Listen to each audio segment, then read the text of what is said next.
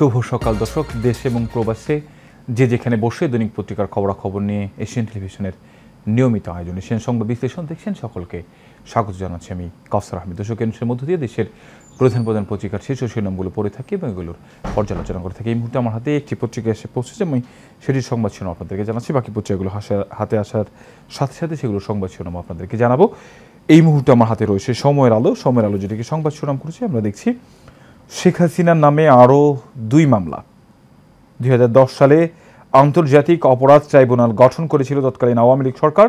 শিক্ষার্থীকে গুলি করে হত্যার অভিযোগে শেখ হাসিনা সহ 24 জনের বিরুদ্ধে মামলা। আইনজীবীকে অপহরণ করে গুমের অভিযোগে শেখ হাসিনা সহ 5 জনের বিরুদ্ধে আরও একটি মামলা। সাবেক প্রধানমন্ত্রীর বিরুদ্ধে 2 দিনে সর্বমোট 3টি মামলা হলো। কোটা সংস্কার আন্দোলনে মৃত্যু, গণহত্যা, মানবতা বিরোধী অপরাধের অভিযোগে ট্রাইব্যুনালে আবেদন। আইন উপদেষ্টা জানালেন, গণহত্যায় জড়িতদের বিচার হবে আন্তর্জাতিক অপরাধ ট্রাইব্যুনালে। যেই অপরাধ ট্রাইব্যুনাল কিন্তু আওয়ামী লীগই গঠন করেছিলেন 2010 সালে, সেই 2010 সালের গঠন করা আন্তর্জাতিক অপরাধ ট্রাইব্যুনালেই কিন্তু সাবেক যে প্রধানমন্ত্রী শেখ হাসিনা তার কিন্তু বিচার হবে এবং সেখানেই কিন্তু এটা রায় হবে। আমরা সেটি দেখছিলাম। ডক্টর ইউনূসের সঙ্গে বৈঠক, বিজেপি নেতাদের দেশ পুনর্গঠনে সহায়তা করার আহ্বান। দর্শক, আমরা দেখছিলাম দেশের পোশাক প্রস্তুতকারকদের প্রতিষ্ঠান ভিজিএমই গত 15 বছরের এখানে যেটি বলা আছে সংবাদটিতে, স্বৈরশাসনের লুটেরা যে সরকার ছিল সেখানে তারা কিন্তু বলেছেন যে ব্যবসায়ীদের পক্ষ থেকে যে ব্যবসার যেই অবস্থা, অর্থনৈতিক যে ভগ্ন পরিস্থিতি, সেই অর্থনৈতিক যে ভঙ্গুর পরিস্থিতি, এই পরিস্থিতির মধ্যে দেশকে পুনর্গঠন করার দায়িত্ব নিয়েছেন অন্তর্বর্তীকালীন সরকারের যারা দায়িত্বে রয়েছেন ডক্টর মোহাম্মদ ইউনূসের নেতৃত্বে। তাদের হাতে কিন্তু এখন দেশ গড়ার বড় একটি চ্যালেঞ্জ রয়েছে বলা চলে। কারণ এই যে বাংলাদেশের অর্থনৈতিক যে পরিস্থিতি, আমরা দেখছিলাম যে বিগত কয়েক বছর বাংলাদেশের মানুষকে নানাভাবে নানান কিছু বোঝানোর চেষ্টা করা হয়েছে। অর্থনৈতিক যে পরিস্থিতি সেটি আসলে অর্থনৈতিক যে বাস্তব যে প্রেক্ষাপট, সেই প্রেক্ষাপট কিন্তু সবার সামনে, জাতির সামনে তুলে ধরা হয়নি। আমরা দেখেছিলাম যে বাংলাদেশ ব্যাংকেও সাংবাদিকদের প্রবেশ নিষেধাজ্ঞা দেওয়া হয়েছিল, বাংলাদেশ ব্যাংকে কিন্তু সাংবাদিকরা প্রবেশ করতে পারেনি। আমরা দেখছি যে এই যে এবারের যে অন্তর্বর্তীকালীন সরকার, সেই সরকারের দায়িত্ব নেওয়ার পর কিন্তু বাংলাদেশ ব্যাংকের যে সাবেক গভর্নর ছিলেন তিনি পদত্যাগ করতে বাধ্য হয়েছেন। এরপরে যাকে দায়িত্ব দেওয়া হয়েছে অর্থনীতিবিদ আহসান ইস মনসুরকে, তিনি কিন্তু বাংলাদেশ ব্যাংকের গভর্নরের দায়িত্ব পেয়েছেন এবং সেখানে কিন্তু তিনি বলেছেন যে আসলে অর্থনৈতিক অবস্থা খুব বেশি ভালো নেই, সেদিকে মোকাবেলা করতে হবে এবং এর জন্য দেশের মানুষকে তিনি কিন্তু সবাই সম্মিলিতভাবে যেতে সবাই এগিয়ে আসে সে ব্যাপারে তিনি আহ্বান জানিয়েছেন। আমরা দেখছিলাম যে এবং সেখানে কিন্তু সাংবাদিকরা সেখানে প্রবেশ করেছেন, সাংবাদিকরা তাদের গণমাধ্যমে সেই খবরগুলো প্রকাশ করছেন। অর্থাৎ যেটি বলছিলাম আমরা যে অর্থনৈতিক যেই ভগ্ন পরিস্থিতি, সেই পরিস্থিতি থেকে এই অন্তর্বর্তীকালীন সরকার কিভাবে দেশটাকে সামনের দিকে এগিয়ে নিয়ে যাবে, কীভাবে বৃদ্ধি করবে, আমরা দেখছিলাম যে সেটি কিন্তু বিজেএমইদের নেতাদের সাথে কথা বলছিলেন এবং দেশ পুনর্গঠন করবার জন্য বিজেএমইর নেতাদের প্রতি তিনি কিন্তু আহ্বান জানিয়েছেন। অর্থাৎ এই যে চলমান যে অবস্থা রয়েছে, সেই অবস্থা থেকে পরিত্রাণ পেতে হলে কিন্তু সবার সম্মিলিত প্রচেষ্টা দরকার এবং অন্তর্বর্তীকালীন সরকারের প্রতি মানুষের যেই আস্থা রয়েছে, সেই আস্থার জায়গা অন্তর্বর্তীকালীন সরকার ঠিকঠাকভাবে যথাযথভাবে পালন করবে, এমনটাই কিন্তু দর্শক প্রত্যাশা সবার। দর্শক, আমাদের পাশেই আরেকটি ছবি দেখছি, যেই ছবিটি নিয়ে গতকাল রাত থেকে সারা দেশের বিভিন্ন সামাজিক যোগাযোগ মাধ্যম থেকে, গণমাধ্যম থেকে শুরু করে অনলাইন, প্রিন্ট, ইলেকট্রনিক মিডিয়া, সব মিডিয়াতে সেগুলোতে সরব ছিল সেই সংবাদ, যেখানে দেখছি সালমান এফ রহমানকে গতকাল কড়া পুলিশি পাহাড়ে আদালতে হাজির করা হয়। হত্যা মামলায় সালমান ও আনিসুল 10 দিনের রিমান্ডে। তাদের পক্ষে আইনজীবী না থাকা একপক্ষীয় শুনানি অনুষ্ঠিত হয়। হাই প্রোফাইল 2 আসামিকে লক্ষ্য করে ডিম ও জুতা নিক্ষেপ। দর্শক, আমরা দেখছিলাম যে গত 15 বছরের যে আওয়ামী লীগের শাসনামল ছিল, সেই আওয়ামী লীগের শাসনামলে সব জায়গাগুলোতে আমরা দেখছি যে সব বিশেষ করে পেশাজীবী যে জায়গাগুলো রয়েছে, প্রতিষ্ঠান রয়েছে, সেই সব প্রতিষ্ঠানের মধ্যেই মানুষের যেই ক্ষোভ, সেই ক্ষোভের বহিঃপ্রকাশ কিন্তু বেরিয়ে আসছে। আমরা দেখছিলাম যে প্রতিনিয়তই কোথাও না কোথাও এইসব সরকারি যে প্রতিষ্ঠানগুলো রয়েছে, সেসব সরকারি প্রতিষ্ঠানে এই যে দলের যেই প্রভাব প্রতিপত্তি খাটিয়ে যারা ক্ষমতা দখল করে আসছিল এবং ক্ষমতার মজা যারা লুটেছিল, তাদের বিরুদ্ধে কিন্তু সবাই ঐক্যবদ্ধ হতে দেখা গিয়েছে এবং বিশেষ করে আওয়ামী লীগের রাজনীতিবিদ যারা রয়েছেন তাদের প্রতি কিন্তু সবাই তাদের যে ক্ষোভ, সেই ক্ষোভ কিন্তু প্রকাশ করেছেন। আমরা গতকালকে দেখলাম যে আইনমন্ত্রীর দায়িত্বে থাকা আনিসুল হক, তাকে যখন আদালতে তোলা হয় তখন তাকে লক্ষ্য করে এবং সালমান এফ রহমান তাকে লক্ষ্য করে কিন্তু জুতা এবং ডিম নিক্ষেপ করা হয়। কি পরিমাণ আসলে একটি দায়িত্বে থেকে এই দায়িত্বে কী পরিমাণ অবহেলা করলে মানুষের এই পরিমাণ ক্ষোভ জন্মাতে পারে, এই পরিমাণ হাই প্রোফাইল নেতা যারা রয়েছেন। আমরা দেখছি যে বাংলাদেশের একজন প্রতাপশালী ব্যবসায়ী সালমান এফ রহমান, যিনি প্রধানমন্ত্রীর বিনিয়োগ বাণিজ্য বিষয়ক বেসরকারি শিল্প বিনিয়োগ ও বাণিজ্য বিষয়ক উপদেষ্টার দায়িত্বে ছিলেন, এবং সবচেয়ে বড় কথা তিনি বাংলাদেশের সব প্রতাপশালী ব্যবসায়ীদের মধ্যে অন্যতম একজন ব্যবসায়ী ছিলেন, যিনি সব কিছু নিয়ন্ত্রণ করতেন। তার আসলে এইভাবে আসলে দেশ পালানোর ঘটনা, এই দেশ থেকে চলে যাওয়ার ঘটনা, এবং এই অবস্থায় আসলে তার পক্ষে একজন আইনজীবীও না দাঁড়ানো, এটি কিন্তু আসলে বাংলাদেশে রাজনীতির একটি খুব বড় মেসেজ। যারা অদূর ভবিষ্যতে রাজনীতি করবেন, যারা প্রভাব প্রতিপত্তি খাটাবেন, তাদের কিন্তু এটি দেখে শিখবার আছে যে আসলে ক্ষমতার অপব্যবহার করলে যে আসলে কোন পথে যায়, সেটি কিন্তু এই যে ঘটনা, সেই ঘটনা কিন্তু মানুষকে শিখিয়ে দিয়েছে। অর্থাৎ তাদের পক্ষে কোনো, আমরা দেখেছিলাম যে কোনো আইনজীবী কিন্তু দাঁড়ায়নি, একপক্ষীয় শুনানি কিন্তু সেখানে অনুষ্ঠিত হয়েছে, এবং সেখানে 10 দিনের রিমান্ড চাওয়া হয়েছিল পুলিশের পক্ষ থেকে। সেই 10 দিনের রিমান্ডই কিন্তু মঞ্জুর করা হয়েছে। আমরা দেখেছিলাম যে শুনানি খুব অল্প সময় হয়েছে, যেহেতু দুই পক্ষের শুনানি আপিল কেউ করেনি দুই পক্ষ থেকে। অন্য পক্ষ থেকে যেহেতু পুলিশের পক্ষ থেকে যা চাওয়া হয়েছে, সেই পক্ষেই কিন্তু আসলে 10 দিনের রিমান্ড তাদেরকে মঞ্জুর করা হয়েছে, এবং তাদেরকে কড়া পুলিশের পাহারায় কিন্তু সেখান থেকে নিয়ে যাওয়া হয়েছে। আমরা দেখছিলাম যে দর্শক, একটি ছবি যেই প্রকাশিত হয়েছিল সালমান এফ রহমান, সেই ছবিটি নিয়েও গতকালকে বিভিন্নভাবে বিভিন্ন গণমাধ্যমে সংবাদ প্রকাশিত হয়েছে, যে তিনি কিন্তু, আমরা দেখছিলাম যে তাকে সদা হাস্যোজ্জ্বল যেভাবে দেখায়, যেহেতু আসলে ধবধবে সাদা পাঞ্জাবিতে, আমরা দেখছিলাম সাদা দাড়ি সাদা চুল কিন্তু তার ছিল, কিন্তু তিনি কিন্তু সেগুলো দাড়ি গোফ কামিয়ে, দাড়ি গোফ ফেলে দিয়ে, চুলকে রঙিন করেই কিন্তু ট্রলারে করে দেশের গণ্ডি পারানোর চেষ্টা করছিল পেরোনোর।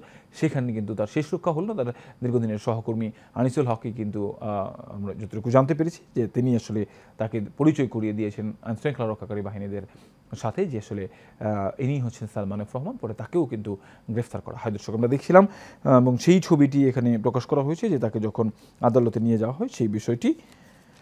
এরপর নিচের দিকে আমরা দেখছি, প্রথম কর্মদিবসে নতুন গভর্নরের হুঁশিয়ারি, যারা টাকা পাচার করেছেন তাদের শান্তিতে ঘুমাতে দেওয়া হবে না। আমরা দেখছিলাম যে আসলে নতুন গভর্নরের কথা আমরা একটু আগেই বলছিলাম, যে নতুন গভর্নর কিন্তু দায়িত্ব নিয়েছেন, যে অর্থনৈতিক ভঙ্গুর পরিস্থিতি, এই ভঙ্গুর পরিস্থিতির মধ্যে সেটি কীভাবে তিনি সামাল দিবেন, তার উপরে কিন্তু একটি বড় ধরনের চ্যালেঞ্জ রয়েছে। আমরা দেখছিলাম যে তিনি যখন সিপিডির ফেলো হিসেবে দায়িত্ব পালন করছিলেন বিগত সময়গুলোতে, তিনি কিন্তু তখন সরকারকে বিভিন্ন ধরনের পরামর্শ দিয়ে আসছিলেন, কীভাবে আসলে এই অর্থনৈতিক যে সংকট রয়েছে, সেই অর্থনৈতিক সংকট মোকাবেলা করা যায়। সেই জায়গা থেকেই তার উপরে কিন্তু অন্তর্বর্তীকালীন সরকার আস্থা রেখেছেন, এবং সেই আস্থার জায়গায় তিনি কতটুকু রাখতে পারবেন, সেটি এখন সময়ের অপেক্ষা, দেখবার অপেক্ষা যে কী করেন তিনি দেশের জন্য। দর্শক, তিনি কিন্তু প্রথম যখন দায়িত্ব নিয়েছিলেন, আমরা বলছিলাম যে সাংবাদিকদের তিনি কিন্তু ডেকেছিলেন, যেখানে সাংবাদিকদের নিষেধাজ্ঞা ছিল বাংলাদেশ ব্যাংকের ভিতরে ঢোকার বিষয়ে। সেখানে কিন্তু তিনি বেশ কিছু বিষয়ে আলোচনা করেছেন। সেখানে উঠে এসেছে বাংলাদেশ থেকে যে এই যে বিগত 15 বছরে আওয়ামী লীগের সরকারের আমলে বিভিন্নভাবে দেশ থেকে হাজার হাজার কোটি টাকা লোপাট হয়ে বিদেশে পাচার হয়ে গিয়েছে, সেই সব টাকার ব্যাপারে প্রশ্ন করা হয়েছিল। তিনি কিন্তু সেখানে বলেছেন যে আসলে খুব সহসাই সেসব টাকাগুলো হয়তো দেশে ফিরিয়ে আনা সম্ভব নয়, তবে আন্তর্জাতিকভাবেও সেই সব দেশের সাথে যোগাযোগ করে সেসব টাকা আনবার জন্য চেষ্টা করা হবে। তবে যারা এইসব টাকা পাচার করেছেন, যারা দেশে রয়েছেন, তাদেরকে কিন্তু শান্তিতে থাকতে দেওয়া হবে না, এটি কিন্তু তিনি কড়া হুঁশিয়ারি দিয়েছেন। এবং ভবিষ্যতেও যারা এইসব ইন্টেনশন বা এইসব কর্মকাণ্ডের সাথে জড়িত থাকবেন, তাদের বিরুদ্ধেও কিন্তু হুমকি দিয়েছেন নতুন এই গভর্নর। আমরা আশা করব যে তার হাত ধরেই আসলে অর্থনীতির যে চাকা সচল হওয়ার, সেটি কিন্তু হবে। দর্শক, এরপর আমরা দেখছি সম্প্রীতি সমাবেশে ন্যায় বিচার সমুন্নত রাখার শপথ। সকালে 7টায় জড়ো হবেন নেতাকর্মীরা, শান্তিপূর্ণভাবে পালন করতে চায় দলটি। 32 নম্বর অভিমুখে যাত্রা আওয়ামী লীগের। দর্শক, আজ 15 আগস্ট, যাদের পিতা বঙ্গবন্ধু শেখ মুজিবুর রহমানের 49তম শাহাদাত বার্ষিকী, সেটি নিয়ে আসলে আওয়ামী লীগের নেতাকর্মীদের 7টায় জড়ো হওয়ার কথা রয়েছে, এবং সেটি নিয়ে কিন্তু যদিও আসলে বিএনপি সহ আইনশৃঙ্খলা রক্ষাকারী বাহিনীর সরব রয়েছেন। আমরা দেখলাম। দর্শক, সময়ের আলোর সংবাদ শিরোনাম জানাছিলাম, আরও বেশ কিছু সংবাদ সময়ের আলোতে রয়েছে, আমরা সেগুলো নিয়ে আলোচনা করব বিরতির পর। এই মুহূর্তে দৈনিক পত্রিকার খবরাখবর নিয়ে এশিয়ান টেলিভিশনের নিয়মিত আয়োজন এশিয়ান সংবাদ বিশ্লেষণের সময় হলো একটি বিরতি। ফিরছি কিছুক্ষণ পর, সঙ্গেই থাকুন। সেই দৈনিক পত্রিকার খবরাখবর নিয়ে এশিয়ান টেলিভিশনের নিয়মিত আয়োজন এশিয়ান সংবাদ বিশ্লেষণ অনুষ্ঠানের সঙ্গে আছে আমি কাউসার আহমেদ। দর্শক, আমরা সময়ের আলোর সংবাদ শিরোনাম জানাচ্ছিলাম, বাকি সংবাদ শিরোনামগুলো আপনাদেরকে জানাচ্ছি। এনবিআর চেয়ারম্যান সহ 10 সচিবের নিয়োগ বাতিল, জননিরাপত্তা সচিবকে বাধ্যতামূলক অবসর। দর্শক, আমরা দেখছিলাম যে চুক্তিভিত্তিক নিয়োগ পাওয়া মোট 19 জন পূর্ণ সচিবের মধ্যে 10 জনের যেই নিয়োগ বাতিল করা হয়েছে। আমরা বুধবার জনপ্রশাসন মন্ত্রণালয়ের উপসচিব ভাস্কর দেবনাথ স্বাক্ষরিত এক প্রজ্ঞাপনে এই তথ্য জানানো হয়েছে। দর্শক, আমরা দেখছিলাম যে যারা চুক্তিভিত্তিক নিয়োগ পেয়েছেন এরকম আরও অনেকেই নিয়ে প্রশ্ন উঠছে যে আসলে যারা চুক্তিভিত্তিক নিয়োগ পেয়েছেন তাদের বাতিলের বিষয়ে পরবর্তীতে সেসব বিষয়েও সিদ্ধান্ত নেওয়া হবে বলে আমরা জেনেছি। এর পাশে আমরা আরেকটি সংবাদ দেখছি, 15ই আগস্ট ঘিরে সতর্ক, ঢাকার প্রবেশ মুখে কড়া পাহারা বসাবে বিএনপি। সারা দেশে অবস্থান কর্মসূচি, শাহবাগে ছাত্র দলের সমাবেশ। এর পাশে রয়েছে টুকু, পলক ও সৈকত গ্রেফতার। জাতীয় সংসদের ডেপুটি স্পিকার শামসুল হক টুকু, সাবেক ডাকটিয়ারি যোগাযোগ ও তথ্য প্রযুক্তি প্রতিমন্ত্রী জুনায়েদ আহমেদ পলক এবং ছাত্রলীগের ঢাকা বিশ্ববিদ্যালয়ের শাখার সাধারণ সম্পাদক তানভীর হাসান সৈকতকে গ্রেফতার করেছে পুলিশের। আগে আমরা দেখেছিলাম যে জুনায়েদ আহমেদ পলক, সাবেক প্রতিমন্ত্রী, তাকে কিন্তু এয়ারপোর্ট থেকে আমরা দেখছিলাম যে তাকে সেনাবাহিনীর হাতে হস্তান্তর করা হয় এবং একই সাথে যে সৈকত রয়েছেন ছাত্রলীগের সাধারণ সম্পাদক ঢাকা বিশ্ববিদ্যালয়ে, তাকেও কিন্তু একইভাবে সেই সেনাবাহিনীর হাতে হস্তান্তর করা হয়। তাদের কিন্তু বিদেশে যাওয়ার ব্যাপারে যে নিষেধাজ্ঞা ছিল, বড় আমরা দেখেছিলাম যে গতকালকে কিন্তু তাদের তিনজনকেই গ্রেফতারের যে ঘটনা সেটি কিন্তু গণমাধ্যমে বিভিন্ন জায়গায় উঠে এসেছে এবং ঢাকা মহানগর পুলিশের ডিএমপি জনসংযোগ বিভাগের থেকে রাতে খুদে বাচ্চা এই তিনজনকে গ্রেফতারের কথা জানানো হয়েছে। এর নিচের দিকে আমরা দেখছি সংখ্যালঘু ইস্যু, শেখ হাসিনার বিবৃতি, নয়াদিল্লিকে কড়া বার্তা ঢাকার। আপনারা আমাদের 30 কিউসেক পানিও কি দিতে পারেন না, ভারতে বসে সাবেক প্রধানমন্ত্রী বিবৃতি দিলে সেটা সম্পর্ক উন্নয়নে সহায়ক হবে না। দর্শক, আমরা দেখছিলাম যে প্রতিবেশী দেশ ভারতের সঙ্গে দীর্ঘস্থায়ী সুসম্পর্ক করতে চায় বাংলাদেশ। দুই দেশের সম্পর্ক থাকা সীমান্ত হত্যা এবং তিস্তার পানি বণ্টন নিয়ে অমীমাংসিত ইস্যুগুলোর সুন্দর সমাধান চায় ঢাকা। এই যে দুই পক্ষের যে অবস্থান, সেই অবস্থানের মধ্য দিয়ে কিন্তু বাংলাদেশের যে সাবেক প্রধানমন্ত্রী শেখ হাসিনার বিবৃতি এবং সংখ্যালঘুদের হামলার ঘটনায় ভারতীয় গণমাধ্যম অতিরঞ্জিত সংবাদ প্রকাশও আমরা দেখছিলাম যে ভারতে যে অতিরঞ্জিত সংবাদ প্রকাশ হচ্ছে সেগুলো কিন্তু আন্তর্জাতিক কিছু সংস্থা সেগুলো কিন্তু প্রমাণ করেছে যে আসলে এই ঘটনাগুলোকে অতিরঞ্জিত করে বিভিন্ন সময়ের ঘটনাগুলোকে প্রকাশ করা হচ্ছে। এবং আমরা দেখেছিলাম যে বাংলাদেশে যেই ঘটনাগুলো ঘটেছে, এখানে অনেকেই আমরা দেখছিলাম যে 5 আগস্টের পরের যেই ঘটনাগুলো ঘটেছে সেখানে রাজনৈতিকভাবে অনেকেই যারা জড়িত ছিলেন তাদের ঘরবাড়িতেও কিন্তু হামলা করা হয়েছে। সেখানে কিন্তু হিন্দু সম্প্রদায়ের অনেক লোকও ছিল, সেই সব বিষয়গুলোকেও কিন্তু সামনের দিকে নিয়ে আসা হয়েছে। ভারতেও যে বিষয়গুলো রয়েছে সেগুলোও কিন্তু এই একইভাবে এইসব ঘটনা ঘটানো হয়েছে। ফলে এই যে দুই দেশের যে অমীমাংসিত যে বিষয়গুলো রয়েছে এবং বাংলাদেশের সাবেক প্রধানমন্ত্রী শেখ হাসিনা তার সেখানে অবস্থান করা, বিভিন্ন ধরনের বিবৃতি দেওয়া, এর ফলে কিন্তু দু দেশের যে সম্পর্ক সেটি কিন্তু টানাপোড়েন হতে পারে। আমরা দেখেছিলাম যে গতকালকেও কিন্তু প্রণয় বর্মা বলেছিলেন যে আসলে দু দেশের যে সম্পর্ক সেই সম্পর্ক তারা আসলে অব্যাহত রাখতে চান বাংলাদেশের সাথে। কিন্তু বাংলাদেশের আসলে এই মুহূর্তে ভারতের সাথে সম্পর্ক কেমন হবে আমরা সেটি কিন্তু এখন দেখবার অপেক্ষায় রয়েছে। সেটাতে আমরা দেখছিলাম যে স্বরাষ্ট্র উপদেষ্টা যিনি রয়েছেন ব্রিগেডিয়ার এম সাখাওয়াত হোসেন, তিনি কিন্তু পিলখানায় যারা আহত হয়েছেন তাদেরকে দেখতে গিয়ে হাসপাতালে একটি কথা বলেছিলেন। সেখানে কিন্তু স্পষ্ট করে তিনি বলেছিলেন যে আসলে বাংলাদেশের বর্ডারে যেই হত্যাকাণ্ডগুলো ঘটে সেখানে বিজিবির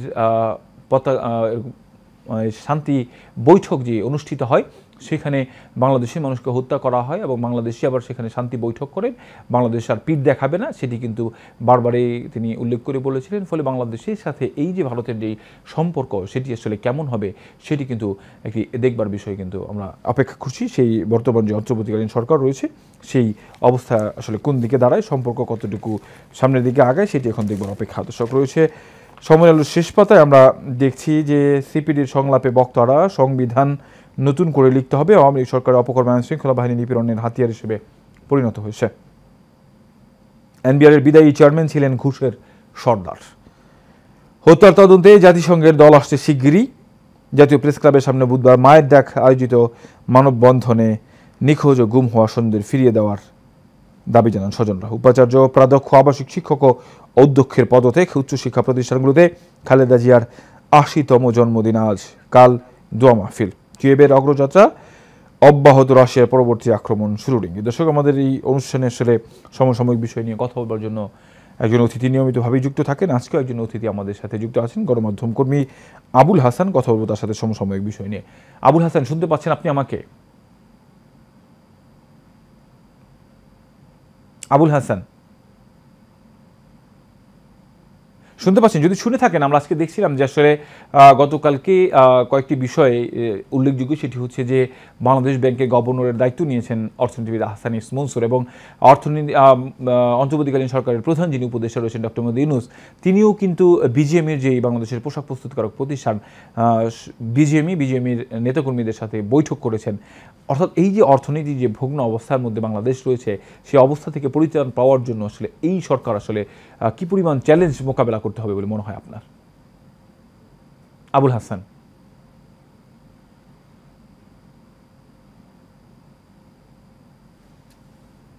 সংকটপূর্ণ সময়ে এই ক্ষমতাটা নিয়েছেন বা সরকার গঠন করেছেন। তো এই সংকট মুহূর্ত সময়ে আসলে সবকিছুতেই সংকট দেখা দিয়েছে। আগেও যেমন দেখা দিয়েছে, এখনো সেই সংকট বহাল আছে। তো এই সংকট থেকে পরিত্রাণ পেতে আসলে আমাদের তাড়াহুড়া করলে চলবে না, একটু সময় দিতে হবে বর্তমান সরকারকে। তারা একটু নিজেদেরকে গুছিয়ে নিয়ে দেশটাকে গুছানোর কাজ করবে বলে আমাদের বিশ্বাস। আপনি যদি দেখেন, গত কয়েকদিনের প্রধান উপদেষ্টা ডক্টর ইউনূসের যেই মুভমেন্ট বা তাদের বৈঠক এবং বৈঠক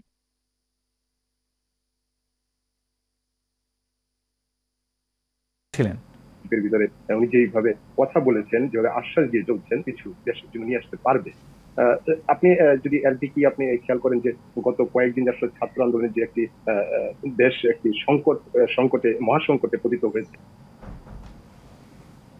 আমরা আরও কিছু সংবাদ দেখছিলাম, সেখানে গতকালকে যে বিষয়টি নিয়ে, যে সংবাদটি নিয়ে সবচেয়ে বেশি আলোচনা হয়েছে, দুজন হাই প্রোফাইল নেতা আওয়ামী লীগের এবং বাংলাদেশের বিশিষ্ট একজন প্রতাপশালী সালমান এফ রহমান এবং সাবেক আইনমন্ত্রী আনিসুল হক, তাদের যে পালিয়ে যাওয়ার ঘটনার সময় তারা আইনশৃঙ্খলা রক্ষাকারী বাহিনীর হাতে গ্রেফতার হয়েছেন। তাদেরকে আমরা দেখেছিলাম যে আদালতে তোলা হয়েছে, সেখানে তাদের দিকে ডিম এবং জুতা নিক্ষেপ করা হয়েছে, এবং একই সাথে তাদের পক্ষে কোনো আইনজীবী কিন্তু দাঁড়াননি, তারা কিন্তু একপক্ষীয় শুনানি হয়েছে। আপনি এই বিষয়টিকে কিভাবে দেখবেন যে আসলে এতদিন ক্ষমতায় থাকার পর এক মানুষের এই পরিমাণ অনাস্থা, ঘৃণা কেন জন্ম হয়েছে রাজনীতিবিদদের উপরে?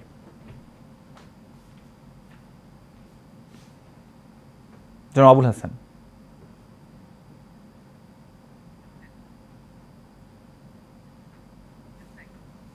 দর্শক, কারিগরি ত্রুটির কারণে আমাদের সংযোগটি বিচ্ছিন্ন হয়ে গেছে। আমরা আলোচনা করছিলাম সময়ের আলোর পত্রিকার সংবাদ শিরোনামগুলো। সেখানে দেখেছিলাম যে কিয়েভের অগ্রযাত্রা অব্যাহত, রাশিয়ায় পরবর্তী আক্রমণ শুরুর ইঙ্গিত। বৈষম্য বিরোধী ছাত্র আন্দোলনের শিক্ষার্থীরা বুধবার রাজধানীর শাহবাগে সম্প্রীতি সমাবেশ শেষে শহীদদের শহরে ধানমন্ডি রাপা প্লাজা অভিমুখে পদযাত্রা বের করে। এরপর নিচের দিকে দেখছি হাসিনার সঙ্গে কথা বলা সেই আওয়ামী লীগ নেতা গ্রেফতার। সায়দাবাদে 2 শিক্ষার্থীকে পিটিয়ে হত্যা। রাজধানীর সায়দাবাদ এলাকায় মারধরের শিকার হয়ে 2 শিক্ষার্থী নিহত হয়েছেন। নিহত হলেন সাইফ আরাফাত শরীফ ও সাইদুল ইসলাম ইয়াসিন। তারা বেশ কিছুদিন ধরেই রাস্তায় স্বেচ্ছাসেবক হিসেবে দায়িত্ব পালন করছিলেন। বাংলাদেশের সংবিধান সমুন্নত রাখতে জয় দিল্লির ভূমিকা চাইলেন, রাজধানীতে 2 ভাইকে হত্যা। দর্শক, আমরা সময়ের আলোর পত্রিকার সংবাদ শিরোনামগুলো জানাচ্ছিলাম এবং সাথে সমসাময়িক বিষয় নিয়ে কথা বলার জন্য একজন অতিথি আমাদের সাথে ভার্চুয়ালি যুক্ত ছিলেন। আমরা যেটা দেখছিলাম যে বাংলাদেশের যে সংকটাপন্ন অবস্থা রয়েছে, তিনি কিন্তু আমাদেরকে জানাচ্ছিলেন, এবং অনেকেই কিন্তু বলছেন, আমরা দেখছিলাম যে বিএনপি সহ অন্য রাজনৈতিক যে দলগুলো রয়েছে তারাও কিন্তু অন্তর্বর্তীকালীন সরকারকে সময় দিয়েছে যে ভগ্ন অবস্থা রয়েছে, এই ভগ্ন অবস্থার পরিবর্তন করে দেশের যেই স্বাভাবিক গতি, সেই স্বাভাবিক গতি ফিরিয়ে আনার পরেই কিন্তু দেশে একটি নির্বাচন অনুষ্ঠিত হবে এবং সেই নির্বাচনে গণতান্ত্রিক সরকার গঠিত হবে এবং সে এর উপরই জনগণ আস্থা করবে এবং দেশে গণতন্ত্র ফিরিয়ে আসবে। সবাই মুখ খুলে কথা বলবে, দেশের মানুষ বুক ফুরিয়ে রাস্তা দিয়ে হাঁটবে। সেই প্রত্যাশা রেখে শেষ করছি দৈনিক পত্রিকার খবরাখবর এশিয়ান টেলিভিশনের নিয়মিত আয়োজন এশিয়ান সংবাদ বিশ্লেষণ অনুষ্ঠান। আগামীকালকে দেখা হবে একই জায়গায় একই অনুষ্ঠানে। তখন পর্যন্ত ভালো থাকবেন, সুস্থ থাকবেন। ধন্যবাদ সবাইকে।